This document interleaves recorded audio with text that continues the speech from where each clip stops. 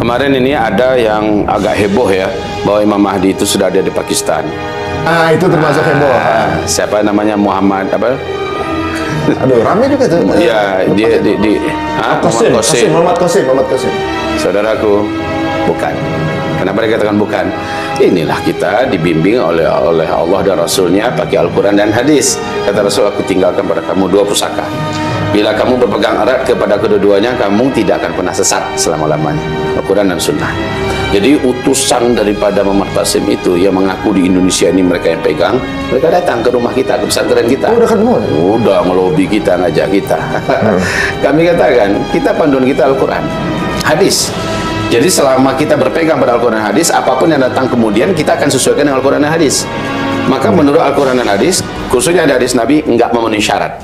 Apa tuh? Muhammad Qasim ini sebagai Al-Mahdi Di part mananya enggak? banyak, sangat banyak, mulai dari bentuk fisiknya, umurnya, semacamnya, banyak sekali nggak ada kesesuaian. Lagi pula Al-Mahdi ini nanti kemunculannya dari Madinah Al-Munawwarah. Nah, ini dari Pakistan, ya. Imam Mahdi itu munculnya di usia 40-an. Lah ini sudah lewat 50. Jadi sangat nggak cocok ya. Banyak sekali ketidakcocokan. Wajahnya, fisiknya, semacamnya nggak cocok. Imam Mahdi itu keren. Ya, dadanya bidang, bulu dadanya halus, ya. Kemudian pinggangnya ramping, perutnya speks, ya. Bagus banget gitu. Kalau itu gendut, lo masukin Imam Mahdinya kayak gitu. Ya, jadi nggak cocok. Oleh karena itu kita katakan, bukan. Imam Mahdi yang satu ngomong gitu kan lucu juga. Masa mau kayak gitu? Jadi kesannya bukan ada bagaimana, jadi maksudnya kita profil kita Imam Mahdi sosok hero terakhir. Cakep banget. Harus ideal kan? Yeah. Memang hidungnya keren, alisnya, semuanya indah. Kalau kita melihat dia, seperti nggak mau kita memalingkan wajah kita. Cakep orangnya, ya. Rambutnya ikal, warna kulitnya memang warna kulit kita. Agak kita hitaman kata Rasulullah. Bibirnya atas yang bawah itu sama tebalnya. Pokoknya ada. Bahkan cara ngomongnya pun Nabi rinci. Kemunculannya kata Rasulullah. Nah, ini kemunculan yang paling penting.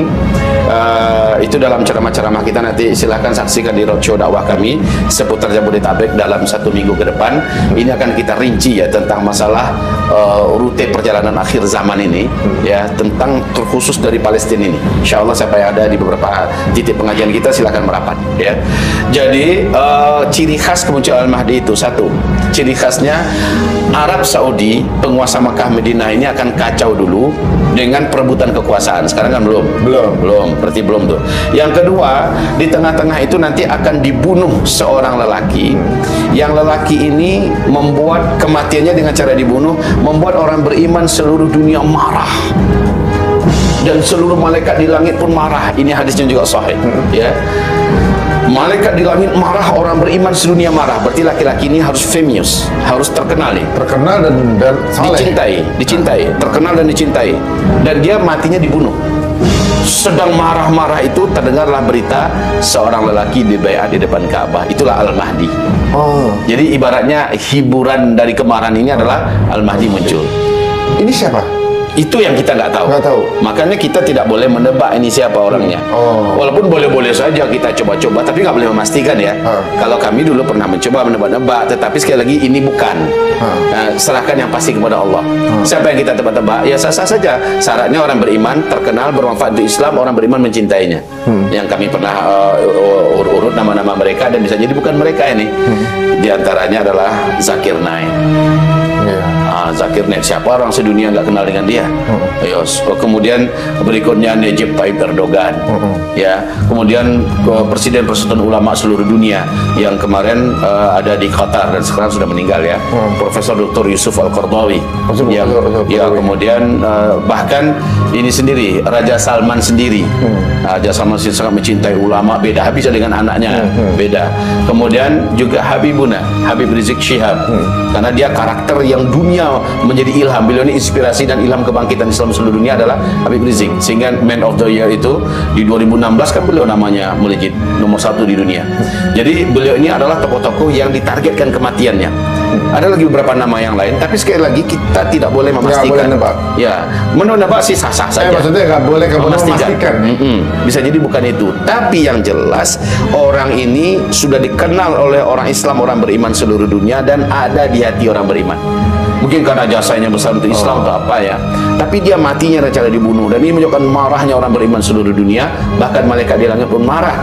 Lalu Allah hibur orang beriman ini dengan terbaiatnya Imam Mahdi. Disitulah orang beriman berlomba-lomba ingin berbaiat kepada Imam Mahdi. Jadi kalau sebelum itu ada, maka tidak ada Imam Mahdi. Berarti ada kemungkinan calon Imam Mahdi itu sudah hidup dengan izin Allah. Di dalam kajian kita meyakini dia sudah ada saat ini. Tapi yang mana orangnya kita nggak tahu. Ya. Kita tidak boleh memastikan. Tapi cuma mempelajari pola. Kita mempelajari tanda-tanda aja. Ketika Nabi menyebutkan tanda-tanda, itu tugas kita apa? Mempelajari sesuai nggak? Iya. Gitu. Benar. Ini sesuai dengan nubuahnya nggak ya? Nubuah. Jadi begitu juga kalau Nabi mengatakan Al-Mahdi itu muncul di musim Arab sudah bersalju. Sekarang sudah. Arab sudah bersalju. Arab sudah jadi jahiliyah. Arab sudah apa? Tinggal kita menunggu ini. Mereka saling berlomba memperbuatkan kekuasaan. Yang sekarang belum. Nah, ini yang perlu menjadi kunci. Lalu meninggalnya seorang laki-laki tadi. Dan ada seorang laki-laki dari Madinah diburu dan dikejar oleh pasukan infanteri dari Damaskus, Suriah. Sejumlah 300 orang. Pasukan ini masuk ke Madinah, mengobrak-abrik kota Madinah dan memaksa penduduk. Katakan di mana orang ini, yang fotonya ini, ibaratnya begitu kan, buronan dia. Ternyata laki-laki inilah Al-Mahdi yang akan dibunuh oleh 300 orang ini. Orang luar juga sudah mempelajari. Orang luar mempelajari laki-laki ini positif dia di Madinah. Maka dikejar ke sana, ternyata seperti Nabi Musa, dia udah lari duluan meninggalkan Madinah menuju Mekah. Yang mengejar masuk ke Madinah. Nah, dia paksa orang-orang yang ada ulama-ulamanya, dipaksa. Katakan, di mana laki-laki ini? Terakhir karena nggak mampu disiksa, ada yang berani ngomong. Dia sudah duluan ke Mekah. 300 orang ini mengejar ke Mekah. Pasukan darat ini mengejar. Saat mereka sampai di Al-Baida, kata Nabi, Al-Baida itu sebuah kota kecil, perbatasan istilahnya dari Mekah ke Madinah. Situ mereka tenggelam. Kotanya itu gempa, lalu terbelah, lalu seluruh rumah-rumah dan gedung-gedung, seluruh kantor-kantor masuk ke dalam bumi. Dan yang mengejar ini dari 300 orang, 299 masuk ke dalam. Satu yang Allah biarkan hidup dan selamat, dan satunya mengabarkan kami tenggelam di Al-Baida. Dengan cepat menjadi berita dunia. Maka tahulah ulama-ulama yang di Mekah yang dikejar ini, inilah Al-Mahdi. Karena itu syaratnya. Maka dengan cepat ulama mengepung Masjidil Haram. Ya, dengan cepat para pemuda-pemuda yang sudah sangat yakin ini saatnya Al-Mahdi datang, ya, maka dikepung oleh Masjidil Haram, dilihat dulu ada nggak di antara yang tawaf, karena dalam hadisnya dia ditemukan dalam keadaan tawaf. Dan syarat masuk Mekah itu apa? Adabnya masuk Mekah itu tawaf dulu kan, mengelilingi Masjidil Haram. Nah, ada laki-laki yang menundukkan wajah, yang mencoba untuk bersembunyi, tapi tetap tawaf. Adab masuk Makkah itu kan tawaf dulu. Jadi dia tawaf, diperhatikan oleh para ulama, ini dia ciri-cirinya, mulai dari fisiknya, ya, ketinggiannya, kulitnya, kan nggak bisa didustakan itu. Orang waktu tawaf kan nggak boleh pakai tutup kepala. Ya ibaratnya kebuka kan, akhirnya ditangkap ya. Siapa nama kamu? Nah, begitu ceritanya. Ya, karena dia orang jujur, dia nggak mau bohong. Nama saya adalah Fulful.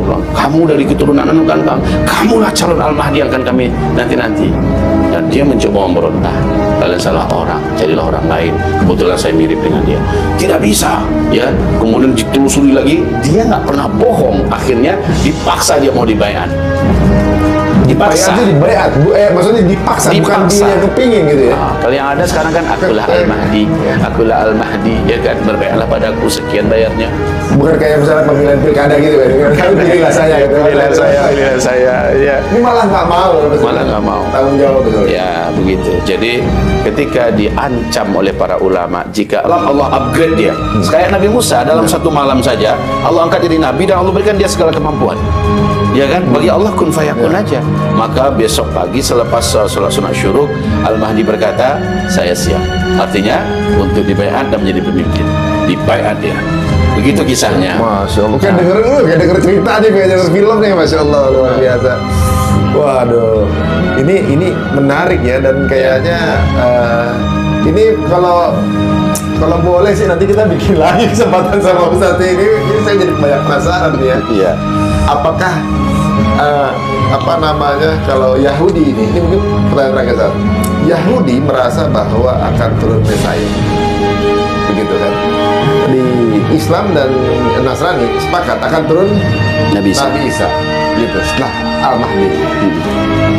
Apa apakah Mesias yang dimaksud oleh bangsa Yahudi adalah Dajjal versi Islam? Iya. Iya. Jadi mereka ini sebenarnya ingin menguasai tanah Syam, ingin menguasai Palestina untuk menyiapkan kehadiran Dajjal. Yap, 100%. Sedangkan kita mempertahankan sebaliknya gitu. Iya, kita mempertahankan sebaliknya karena ini tanah wakaf amanah untuk umat Islam. Dan juga ini dijanjikan oleh Allah dan Rasulnya sebagai pusat khilafah Islamnya di akhir zaman. Ya. Dan kemenangan Islam, insya Allah pintu gerbangnya adalah dengan kemenangan Palestina.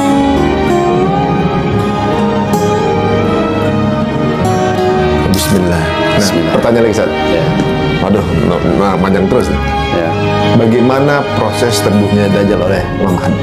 Kalau menurut Imam Mahdi malah tidak berdaya melawan Dajjal. Oh begitu? Imam Mahdi ini sangat perkasa, sangat berdikjaya, ya, diberi oleh Allah segala kemampuan untuk militer, politik, ekonomi, untuk semua permasalahan bijaksana, tapi dia memang tak berdaya melawan Dajjal. Oleh karena itu Allah turunkan anti daripada Dajjal. Itulah dia tanda besar kiamat yang ketiga, Nabi Isa alaihissalam. Hanya Isa yang diberi wewenang, hanya Isa saja yang diberi wewenang untuk menyelesaikan Dajjal. Buktinya Imam Mahdi malah udah dikepung oleh Dajjal, oleh orang-orang Yahudi yang menjadi bala tentaranya. Dikepung Imam Mahdi di sebuah masjid yang ada menara putihnya di Damaskus. Sudah ada itu? Dah. Sekarang masjid itu sudah ada dengan menara putihnya.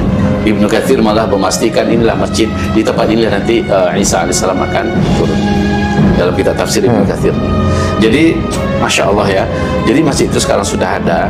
Nah, Imam Mahdi saking tak berdayanya dikepung. Nah, ketika Dajjal memastikan besok kita bantai mereka semua, kita tunggu matahari, malam ini biar berlalu dulu.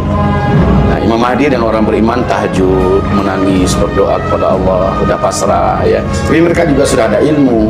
Inilah saat-saatnya Nabi Isa itu harus turun. Nah, turun ya kalimatnya. Maka waktu berkumandang sholat subuh, orang sholat sunat qabliyah subuh ya, sholat sunat fajar. Waktu qomat aqim sholat kata Imam Mahdi. Kemudian Imam Mahdi maju ke depan, tiba-tiba langit terbuka, melihat ada cahaya turun, dua malaikat kiri dan kanan turun mengepakkan sayap mereka. Nabi Isa diapit di tengah-tengah. Nabi Isa kata Rasul meletakkan dua telapak tangannya di atas kedua pundak malaikat ini, turun dengan lembut. Imam Mahdi dan orang beriman yang langsung tahu, dan memang inilah saatnya Nabi Isa turun, langsung mundur Imam Mahdi, membiarkan posisi imam sholat dipegang oleh Nabi Isa.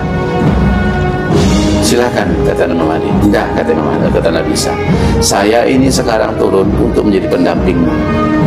Sekarang imamnya, pemimpinnya adalah engkau. Tadi qomat untukmu, silakan maju. Jadi Nabi Isa bukan lagi nabi statusnya ketika itu. Dia hanyalah seorang sosok spiritual yang dijadikan pendamping dan penasehat, penguat dan penolong Imam Mahdi. Gitu, sholat subuh pun dilangsungkan berjamaah. Orang beriman sudah senang sekali hati mereka yang terkepung ini. Setelah itu, selepas sholat sunat syuruk, Nabi Isa menuju gerbang. Dajjal yang di luar yang udah ngepung dari beberapa hari yang lalu juga menuju ke gerbang, ingin membuka dengan paksa. Dajjal memiliki kemampuan, dia bisa hancurkan hanya dengan tiupan. Tetapi Nabi Isa udah ada di dalam. Ketika pintu gerbang terbuka, saat itu Dajjal melihat ada Nabi Isa di dalam.